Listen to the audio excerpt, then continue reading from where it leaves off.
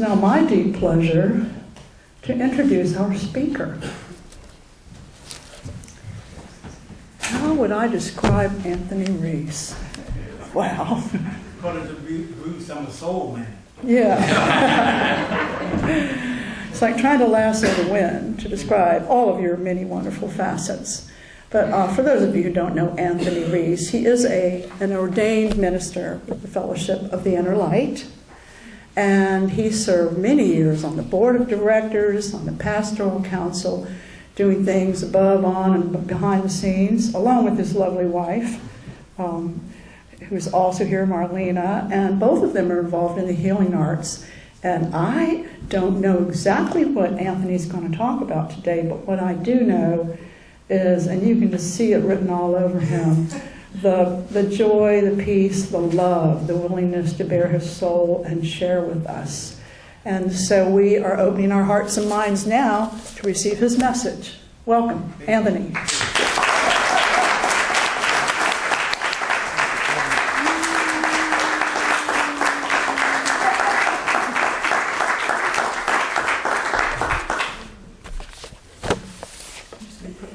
And how do you follow that meditation and that anthem? Could we just loop that for the next 45 minutes? Wow. So I'm going to begin here with first honoring you all for coming out and supporting this fellowship and supporting me to speak here today. And I'm going to read this because this is what I really want to say to y'all. The Fellowship of the Inner Light. And I see a lot of new faces here that I haven't seen when I left, and me and my wife left to take care of some personal things. The collective of all those in whom the light within has been awakened and who, because of that awakening, have fellowship with one another. Those who actually, in practice, extend mutual support, fellowship, assistance, interaction, a strong interdependent network between one another based upon the experience of light within. And that's what I have received ever since I've been at this fellowship.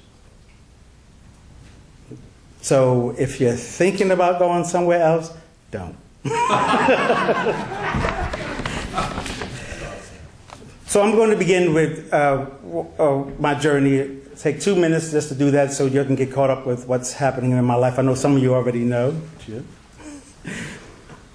About 3 years ago, my wife and I was challenged with having to take care of her dad, my daughter, and her brother. Kidney disease, lung problems, cancer. And so that took us away from the fellowship, at least in physical body. And Marlena lost her dad. She lost her brother. I lost my daughter, our daughter. She lost, soon after that, a cousin. I lost an aunt after that. And in February, last month, I lost my elder brother, Eddie. Now, there's a family of 15 of us, 15 siblings. So he is the first one of the siblings to be lost. And I'm reminded that at one time when I was here, Nanette was going through that. Almost every week, a member of her family was transitioning. And so I remembered that, and I saw how the grace and elegance she exuded going through that process. So that was a good model for me. When my daughter passed, we were blessed, not always sometimes felt like it was blessing. We were left with my daughter's children, 2 girls and girls, raising girls. And so just know that they are adjusting well, and so we have joint custody over them, and we no longer have physical custody. My oldest daughter has taken that role on, and it's no wonder why sometimes she runs out of town. and so we have to step in that role when she is out of town. She's in the U.S. Army. You think that was hard enough, but she's taking care of these young ladies. So that's where we are now. And my mom, I've been running back and forth to New York. She's challenged. She has 10% heart function, so in the hospital every so often, so I'm running back and forth to New York. But the good news is that we have moved a little bit closer to the fellowship. Marlena was Grace's very first grandchild, her son Noble and Jill. My son got married, and that's a miracle. And with his lovely wife, they're expecting a son. So that's where we are now, and that's going to happen in May. So that's about me. Let's talk about us. So the title of my talk is Think a New Thought, Feel a New Feeling, and that's paradigm shifting. So a lot of this information you're going to hear, you're enlightened people. So some of this is going to be just reminders for what you have already encountered and gone through. So how this came to be, I have a good friend of mine, Robert Harvey. He was a student of Abraham Hicks. Abraham Teachings, a lot of you are familiar with that. And so I'm going to be doing quite a bit of reading because I have a lot of information. And it can be kind of cerebral, but I'm going to try to make it fun. The thought that you think which attracts to it. So you think it's some more, which attracts to it. So you think it's some more. In other words, when you have an expectation, you've got a dominant thought going on. And law of attraction is going to deliver that to you again and again and again. And you say, the reason that I believe this is because it is true. And you say the reason that you believe it is because you practice the thought. All that a belief is a thought that you keep practicing. So, as Robert Harvey, as he is, he wasn't satisfied with that answer. There are some of us who've had some pretty tough trials in our life. Suffering, abuse, even some of the parents we have weren't always the most loving. So he said, well, what if you have these bad feelings? Abraham said, well, think a new thought, which will lead to a new feeling. Yes, they were bad. She wasn't trying to mitigate that it didn't happen. Abraham was just saying, think a new thought. You have that choice in it. So what is a paradigm? A paradigm, 3 definitions: a mode, model, an example of a blueprint. A set of ideas, assumptions, and values that can be used to view the world in the logic of society. The same as mindset. It defines how you treat daily events and handle situations. Now, we humans have anywhere between 12,000 and 60,000 thoughts per day. How they measure that, I can't imagine. But it's an estimate.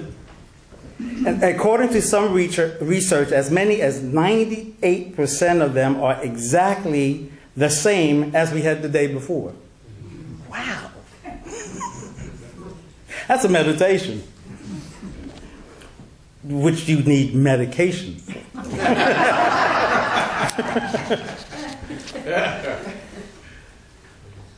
And that was written in an article by Jennifer Reed Hawthorne. It was a 2014 article which was titled "Change Your Thoughts, Change Your World." So we have an operation manual, which is built on assumptions and conclusions we made as a child. And so who were responsible for our childhood? Parents, teachers, authority figures, who, when they were children, had parents, teachers, and authority figures. So you will see thoughts run through generations, assumptions, conclusions. And as a result of that, we have a false self and a true self. True self equates to higher self. the spirit, God. And we have what is known as conditioned mind, which can be equated to our lower selves. So what is special about our wonderful friend, the ego? What's special about ego? Well, ego has a tendency to fear. Ego fears.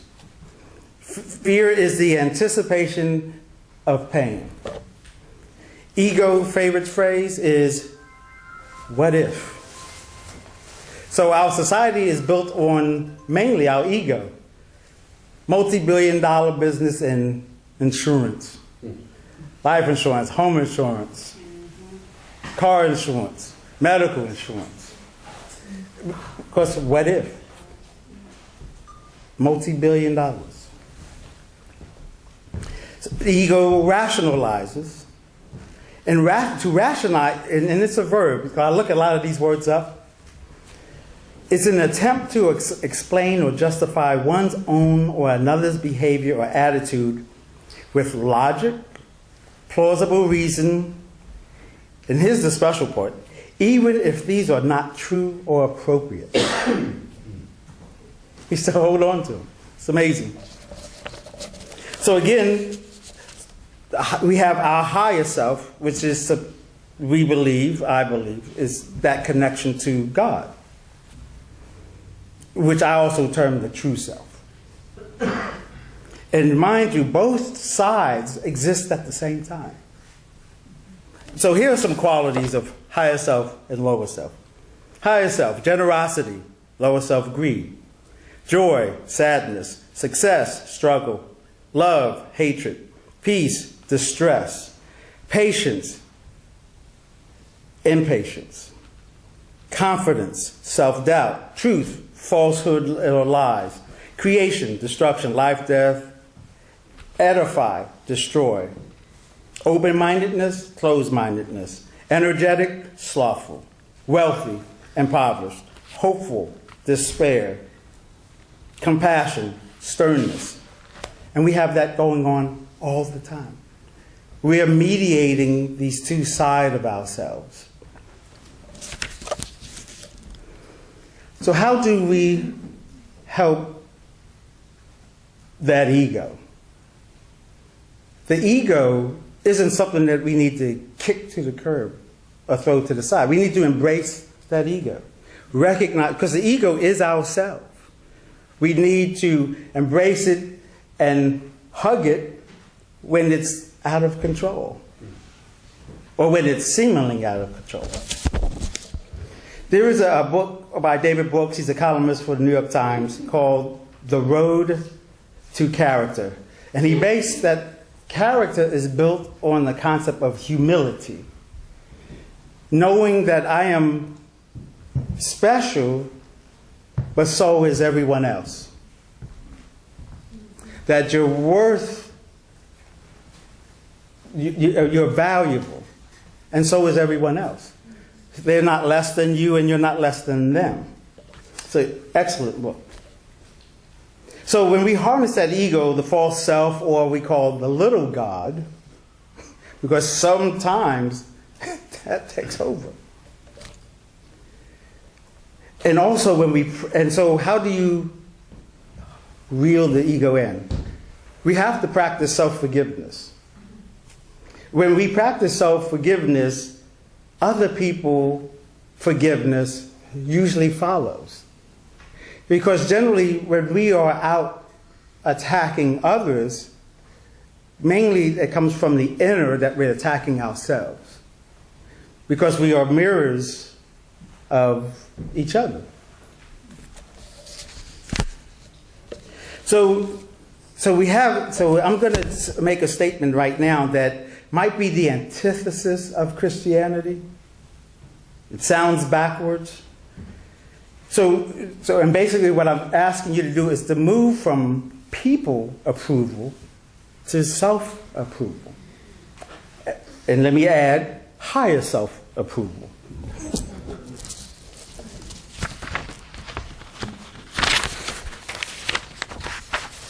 I also want to add that we have lots and lots of healers in here, counselors.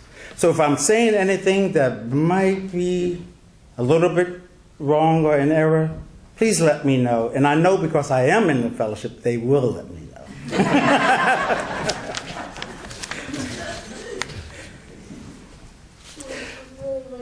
So, if we went to our Bibles, remember that? We run into Moses. Imagine Moses going out into the wilderness with the 12 tribes of Israel into the desert and having to deal with people like us. Egos. I want. Gimme, gimme. It's no surprise that he couldn't go into the promised land because he got angry and upset, struck a rock when God insisted that he make water come out the rock in a different fashion.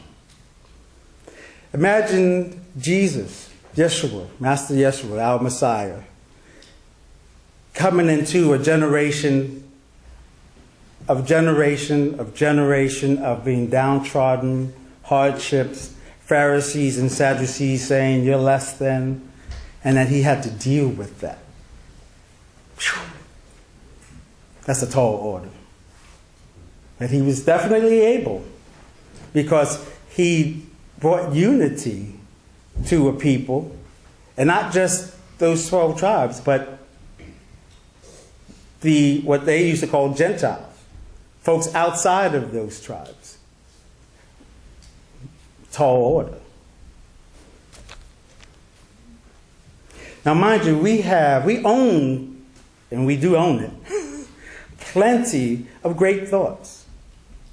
Plenty of that are pleasing and appropriate and useful and edifying.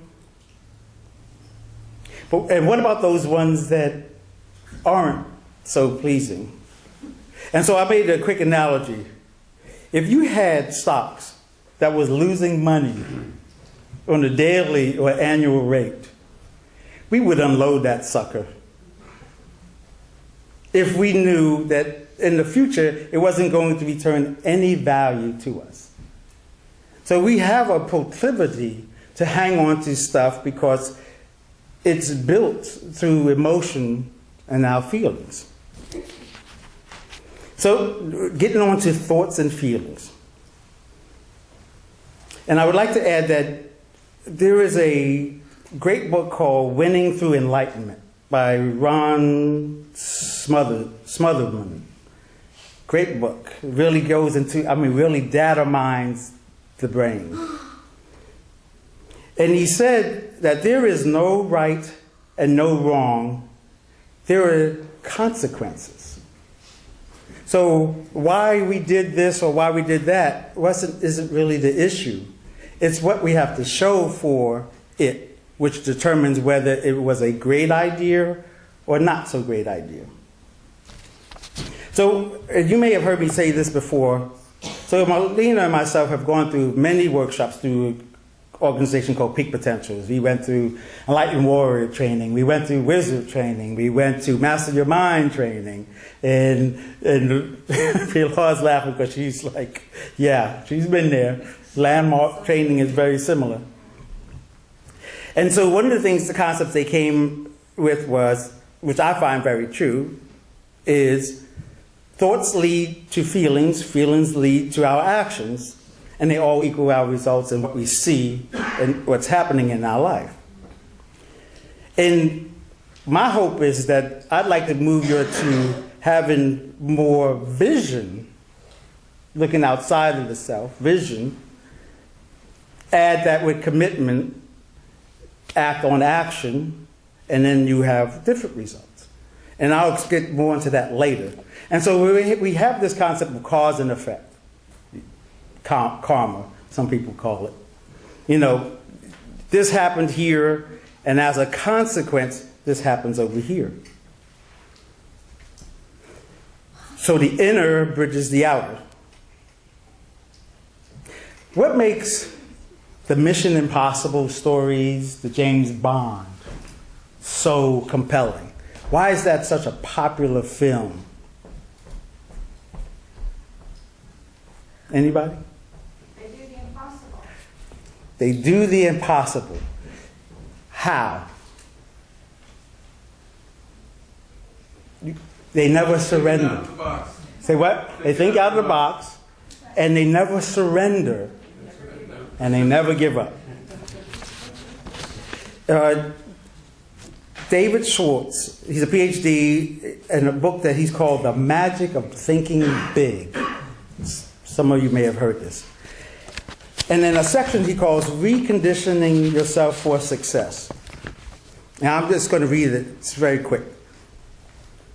As a result of being bombarded with the "you can't get ahead, so you don't bother to try" propaganda, most people you know can be classified into 3 groups. Now, I don't consider these static. I think these are more dynamic because nobody likes to be put in a group, because I think people move from groups to group. The first group are those who surrender completely, deep down belief that they don't have what it takes for real success or accomplishment. And we put that at 80% of people. The second group is smaller, and it's relatively successful, 15 to 17% of people that prepare, work, and plan, then decide, and then rationalize that greater success is not worth the effort. Most of the people I know are grouped into that category. Smaller percent, but we kind of stand on the middle. And the third, and again, this is dynamic, not static. Don't always have to stay there. And the third group, which is like 2 to 3%. Sometimes we hear the 1% of the population. Those who never surrender. They don't let pessimism dictate or succumb to suppressive forces. And they live and breathe success. Now, what's another word for do not surrender? Persevere. You ever think of that word? Persevere. Each hard thing. Moving through each hard thing. Persevere. Another word would be steadfastness and doing something despite difficulty or delay in achieving success. This is a little crass, but it came from one of I think it was Enlightened Warrior. With patience and perseverance, you could piss a hole through a rock. Yeah. That's a bit crass. But that's a lot of perseverance and patience. And that the challenge brings you closer to your success. Piss the Grand Canyon. Huh? You can piss the Grand Canyon. That's right. Well, that's even more perseverance. Excuse me? Isn't that mostly what guys think? Yes. Yes. Not necessarily, because the women that we saw last night, they were that. They were all of that. And so another concept they had is we can either live our vision or we can live our story. Simply that. And as a result, we have to show either our story or our vision, which is just a step above that. So, and another thing they said, that folks have a proclivity to drama that they smell drama. Some people are so wired that they have an affinity towards drama. So,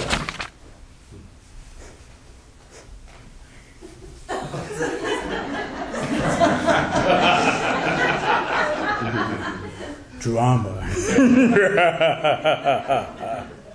That's how some people act. They smell it, they feel it, drama. Or they have this.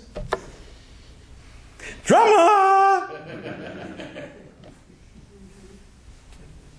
And then we fix our dinner, nice dinner, bottle of wine, and we sit in front of drama. Call it television.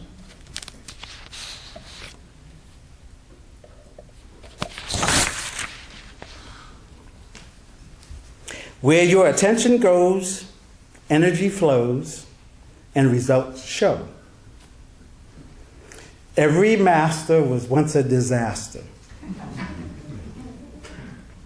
Resistance equals pain. That you resist persists. So I have 10. This comes from wizard training. Wizard training is about attracting what you want. Because the universe does respond. And sometimes we confuse the universe. I want this. Universe brings it. He's like, no, I don't deserve that. Hey, wait a minute. You just asked for this and I've responded. So 10 steps for wizard training was live in your present. Our past is not our future potential. Be flexible. Not closed-minded, be flexible. Be able to shift as the earth shifts. Handle what life deals out. Accept what is. And that makes me think about some of the teachings that Reese would do. Buddhism, I believe. Acceptance. Utilize your resources. One of my favorite. Utilize your resources means ask. Ask for help. Also respect your resources. Respect means to not just honor, but to take another look at. Review your resources. And again, resources means to go back to the source of what's going to make you successful. Source of people, source of God, source of the universe. Embrace the unknown, scary. That's a big one for ego. Embracing the unknown. Respect the law of rhythm, which is the timing. This is the right time to do this. This is the right time to do that. Oh, that doesn't look good. Don't do with that. That's not the right time. Have preferences instead of attachments. That's a toughie. Because many times we can be emotionally attached to someone. They are talking about, okay, would you bet your life on that by holding on to it? Some of us will. Some of us will. And expect miracles. That was our training. Expect miracles. Oh, this won't happen. Then that's doubt. The universe says, okay, you don't want this. And number 10, which is probably a favorite of mine, is synchronicity. Two things that are coincidental. And on that note, I'm just going to mention something. I don't know if you have had a chance to listen to David Solomon's podcast on the Dead Saints Chronicles. Wow. And of course, he stole everything I was talking about today. Synchronicity. And I listened to it when I was finishing up organizing this information. And I was like, oh my God. Oh my God. Paradigm shifting. New thoughts. Synchronicity. Timing. I was like, wow. I was blown away. The laws of thought. Another peak potential concept. Thoughts are creative forces. Thoughts are magnetic and attract similar and like energies. The clearer your thoughts, the stronger the attraction. So when you are having very bad thoughts, it is being attracted to you.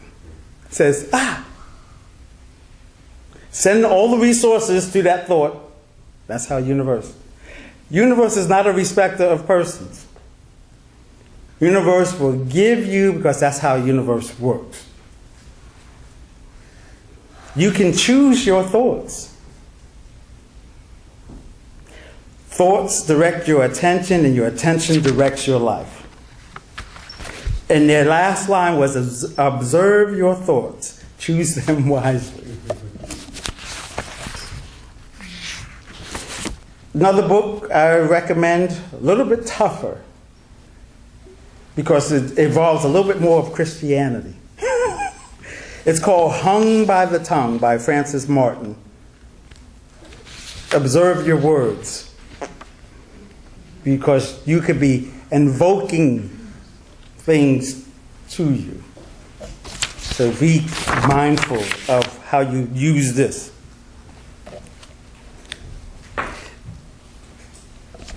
In closing, Master Yahshua taught unity, a collective consciousness. He taught vision. He didn't mean we didn't have to be individuals. In that creative process, in that process in which we make things happen, that's where the individuality comes out, the creativity to add each of our talents and gifts to that vision. To achieve that vision, it takes those individual gifts. We are much stronger together than apart. And generally, the only division I like to think about is when I'm splitting an apple pie.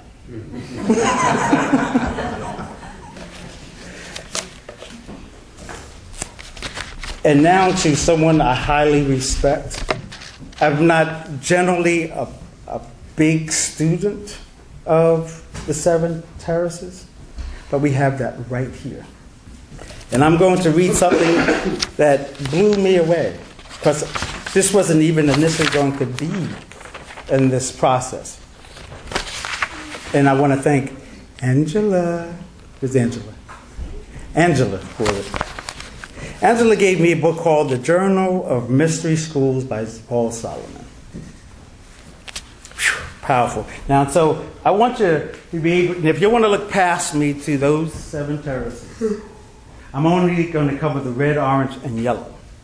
And it's powerful about the scrolls that he wrote for those first 3 gardens. The scroll of the red garden, the know thyself discovery. I expect to be changed by this experience. And here is the scroll. I thought this was powerful. Today, excitement and anticipation are mine.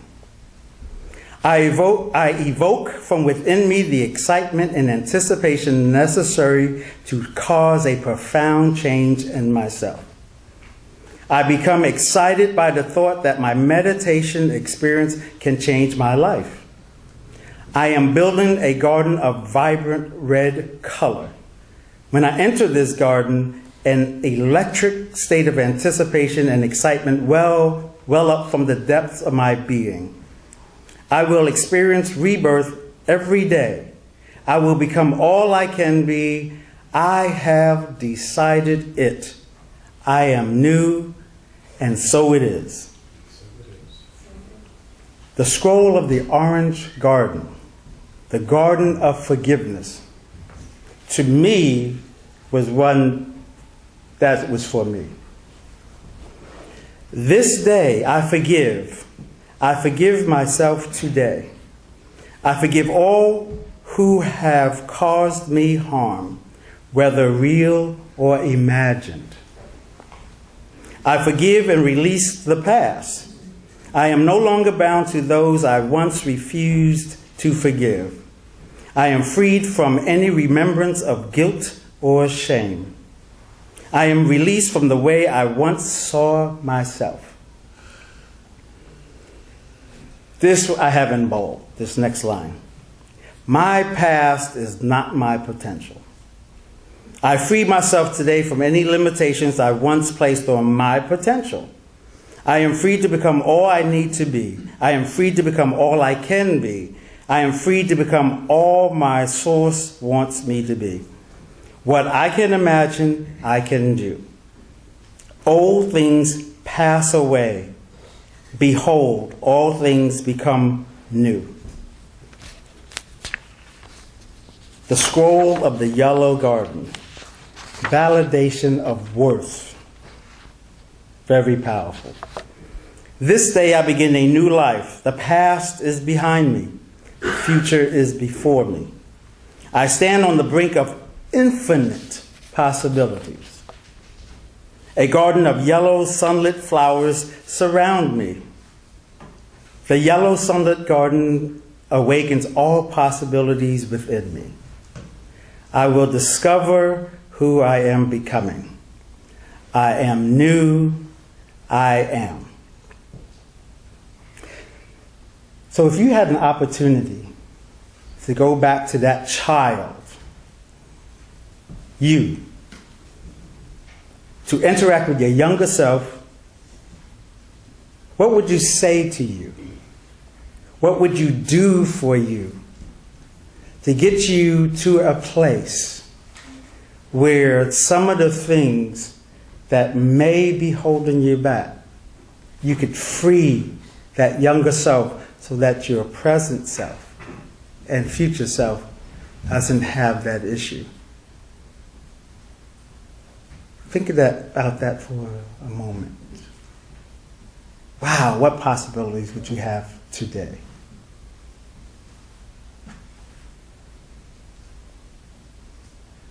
I am new. I am. Thank you.